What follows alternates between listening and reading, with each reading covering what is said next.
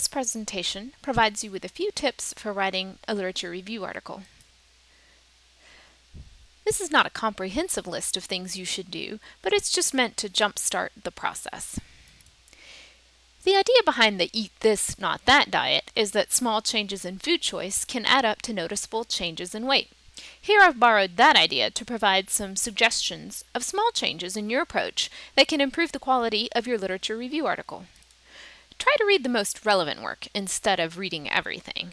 You may be tempted to read the first 5 articles you find on your topic. However, because you are writing a short review, it is essential that the review discusses studies that are related and provide the most insight into your topic. Also, don't try to read every single article you find. For some topics, there are thousands of articles.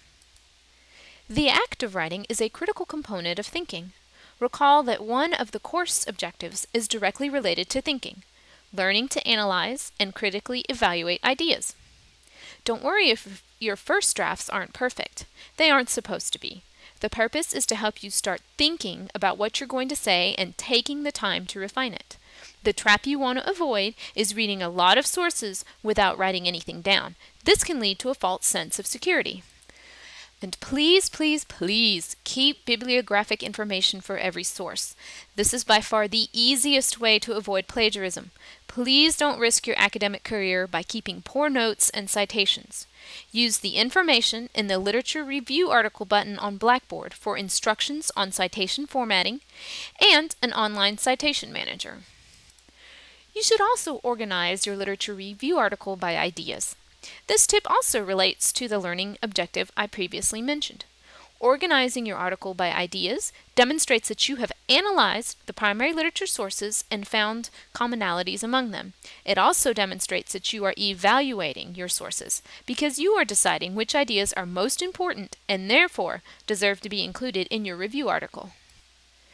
A good literature review is focused. So you want to remember your purpose. You want to read the primary literature with purpose, and you also want to write your literature review article with purpose. Illustrations, also called figures, serve several purposes in a review article. Some figures function as a visual summary. For visual learners, it is a quick way to cue in on the main points of the review article. The example shown here shows the relationship among various cell signaling pathways. The reader can identify downstream targets of receptors and which of these targets are used by multiple receptors. Notice the main point of this summary figure is that these pathways work to control gene regulation, cell growth, and apoptosis or programmed cell death.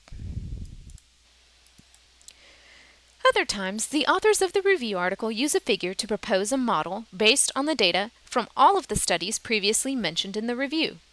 This type of figure can be fascinating as it provides scientists with a new hypothesis to test and discuss. Finally, some review articles will use a figure to describe the area of inquiry or define controversy within that area.